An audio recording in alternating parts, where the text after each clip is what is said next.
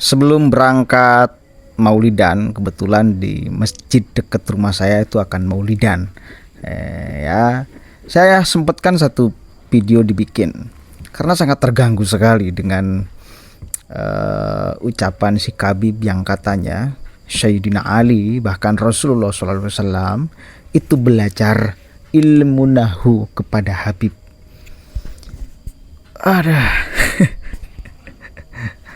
Begini loh, ini kita mari belajar sama-sama ya.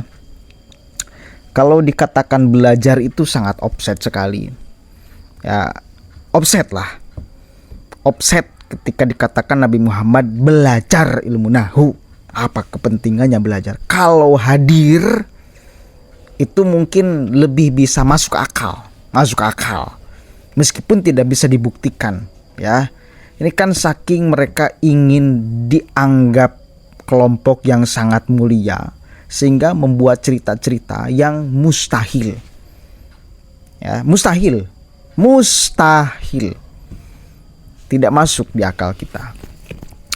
Ada hadis itu mengatakan Nabi Muhammad akan datang ya kepada orang yang mengucapkan salam kepada beliau. Bahkan hatta arudda alaihi salam, sehingga Nabi Muhammad itu menjawab salamnya. Tetapi itu pun ada yang mengatakan cuma ruh doang, ada yang mengatakan ruh dan jasad. Yang jelas memang hadisnya ada. Datang bukan belajar, kepada orang yang memuji, mengucapkan salam kepada beliau. Nih saya mau maulidan nih, ya, sirah beliau kemudian dibacakan, pujian terus dilantunkan. Ya, datang beliau itu dalam hadis riwayat Abu Hurairah. Cuma itu pun kan tidak bisa kita lacak. Ya, cuma kita meyakini, mengimani aja bahwa beliau datang secara ruhani. Ya udah agak mulai, tapi oke lah kita akan lanjutkan, masih keburu ya. Secara ruhani ya, beliau menjawab salam tapi tidak bisa kelihatan, nggak bisa kelihatan. Menjawab salam nggak bisa kelihatan. Itu maksudnya loh, karena memang ada teks hadisnya. Kita yakini, kita imani beliau datang. Nabi Muhammad datang menjawab setiap salam umatnya kepada beliau. Gitu. Itu ranahnya keimanan dan masuk akal. Datang bukan belajar. Gitu. Ini coba dengarkan nih. Habib Ali bin Muhammad bin Husain al-Habsyi, beliau mencintai ilmu ini. Sama-sama beliau membuat daras. Kalau pagi-pagi itu belajarnya dia belajar nahu. Diprotes sama ulama Hadramaut. Pagi-pagi belajar nahu, memulai hari dengan nahu. Ya Habib, kita biasanya memulai hari dengan Al-Quran, dengan baca hadis. Masa pagi-pagi doraba Sayyiduna Amron? Gimana ceritanya? Tetap enggak, pokoknya pagi-pagi belajar nahu gitu. Mulai beberapa ulama hadir, sebagian ulama enggak mau hadir, di antaranya Imam Abdurrahman bin Ubaidillah As-Sakaf, seorang ulama yang tenar di zaman itu, memprotes Al-Habib Ali dalam metode mengajar nahu di pagi-pagi hari. Enggak pas waktunya. Tahu apa yang terjadi? Ikhwani, ketika orang telah tenggelam di samudra yang orang ia cintai, maka semua perbuatannya tidaklah dia melangkah melainkan dengan ridho dan izin. Ketika Imam Abdurrahman bin Ubaidillah As-Sakaf di pagi hari kita habis salat subuh lagi baca wirid, beliau ngantuk, beliau tertidur. Ketika beliau tidur, beliau melihat beberapa orang yang luar biasa indah. Orang pertama buru-buru bawa kitab, luar biasa cahaya yang hebat. Orang kedua menyusul, azim. Orang yang ketiga menyusul. Nah, orang yang ketiga dipegang bajunya. Entah dulu, kalian ini siapa? Dan kalian mau kemana? Oh, orang ketiga bilang, aku Al-Hasan bin Ali. Dan yang depanku ini ayahku Ali bin Abi Thalib. Paling depan datuk Nabi Muhammad SAW. Mau kemana kalian tergesa-gesa? Lah iya, kami tergesa-gesa mau hadir pelajaran nahunya Habib Ali Habsyi. Oke, jelas nggak kira-kira? Kan kurang ajar itu namanya. Saking ingin dimuliakan, dihormati oleh umat baginda Nabi Muhammad yang lain, sehingga membuat cerita-cerita yang halu, bahkan terkesan melecehkan baginda Nabi, melecehkan Sayyidina Ali. Ya, cerita-cerita model kayak gini kan apa sih tujuannya? Kan gak bisa diverifikasi kebenarannya. Gak bisa itu. Hanya ingin mengglorifikasi bahwa kelompoknya memang berada dalam posisi sangat mulia, sehingga Nabi Muhammad pun belajar kepada mereka, sehingga membuatlah cerita-cerita model kayak gini. Membuatlah cerita-cerita model kayak gini. Biadab lah, kurang ajar lah.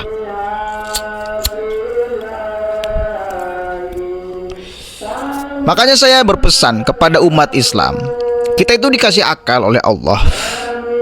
Please, fungsikan akal kita dengan baik untuk memverifikasi setiap apa yang diucapkan oleh siapapun aja. Bayangkan aja Nabi Muhammad belajar, apa kepentingan beliau. Kalau hadir di majelis ilmu, mungkin oke lah hadir. Ya, hadir ketika membaca sholawat umatnya, oke lah, masih bisa diterima oleh akal kita, terima oleh iman kita. Sedang belajar ilmu nahu, ikut datang belajar. Ayo dong, please lah. Tapi oke, kita sekarang semakin bisa menyimpulkan bahwa mereka memang jago sekali membuat cerita-cerita halusinasi, dan kemudian itu didoktrinkan kepada masyarakat. Tujuannya satu, agar mereka dianggap sebuah kelompok yang sangat mulia dan harus dimuliakan. Bahkan Nabi Muhammad pun belajar kepada mereka. Ayo, kira-kira ini MUI bisa gak bergerak untuk kemudian mengkanter fatwa-fatwa yang keluar dari teks hadis, ya, dan keluar dari teks ijma ulama. Kita bukan tidak percaya karomah, bukan tidak percaya bahwa Nabi Muhammad selalu datang ketika umatnya sedang membacakan. Kita percaya, cuma jangan dibuat-buat dong ceritanya. Ini kenapa kita percaya? Karena ada hadisnya. Karena ada hadis yang berbicara bahwa Nabi Muhammad menjawab salam setiap umatnya yang membacakan salam. Hatta arudda alaihi salam, itu teksnya. Ya, jelas hadisnya. Meskipun itu diterima oleh iman kita, bukan oleh panca indera kita. Enggak, bukan oleh panca indera kita, oleh iman kita. Kita meyakini bahwa Nabi Muhammad datang, ada gitu loh. Ya sama aja seperti ketika kita sedang sholat, yakinilah bahwa kalau kita tidak bisa melihat Allah, yakinilah bahwa Allah melihat kita gitu. Itu kan keyakinan, kan dasarnya keyakinan. Maka ketika kita sedang beribadah, sedang sholat, dan dilihat oleh Allah, maka harus benar gitu loh. Itu kan ranahnya keyakinan, keimanan. Gak bisa dibodoh-bodohi karena Allah melihat. Itu supaya ada di kitanya ada kekhusyuan. Begitu, yakin kita Allah melihat kita. Nah itu kan rasional gitu loh. Ini ngacapruk lah. Saya katakan sekali lagi, ngacapruk, gedebrus. Makanya ini pentingnya kita belajar agama yang dasar-dasar aja dulu. Ya minimal tidak bisa dikibuli oleh oknum-oknum yang beginian. Kabib-kabib yang membuat cerita, mengarang cerita yang sangat kebablasan, bahwa bahkan Nabi Muhammad pun dicatut oleh mereka seberani itu, dan diklaim ceritanya seperti ini mestinya memang ada kewaspadaan dari kita, dan harusnya ada fatwa darimu itu untuk mengkanter model beginian. Apakah bisa dibenarkan atau bagaimana? Begitu ya. Sekali lagi penting kita sebagai umat beragama belajar ilmu agama sedikit-sedikitnya untuk supaya terhindar dari doktrin-doktrin model beginian. Tujuannya untuk mengglorifikasi kelompok mereka, tujuannya lebih jauhnya kepentingan politik agar umat Islam ini berada di barisan mereka. Itu aja. Kepentingannya kepentingan politik, kepentingan golongan, bukan kepentingan agama, bukan benar-benar sedang dalam posisi memuliakan baginda Nabi. Ya bukan. tetapi sedang dalam posisi, sedang dalam situasi mereka mengglorifikasi diri mereka, kelompok mereka agar dianggap mulia. Nah, berarti kan bila ada sekelompok orang yang ingin dianggap mulia, sesungguhnya kelompok itu hina. Itu aja. Bahkan sekali lagi, saking hinanya kelompok itu, mereka berani menjual nama Nabi untuk diceritakan kepada umat baginda Nabi bahwa Nabi pun belajar kepada kelompok mereka. Ini kan saking hinanya. Lah, diterima oleh orang awam mungkin percaya aja, tapi diterima oleh orang kita seperti kita pernah belajar ilmu agama, jangan, harus diabaikan, bahkan harus kita kecam habis-habisan, karena nggak sopan itu namanya, ya, nggak sopan. Mudah-mudahan ada manfaatnya. Mari gunakan akal sehat di dalam kita beragama supaya selamat. Adina liman la aqlalahu. Agama itu untuk orang yang berakal, bukan untuk orang yang tidak berakal.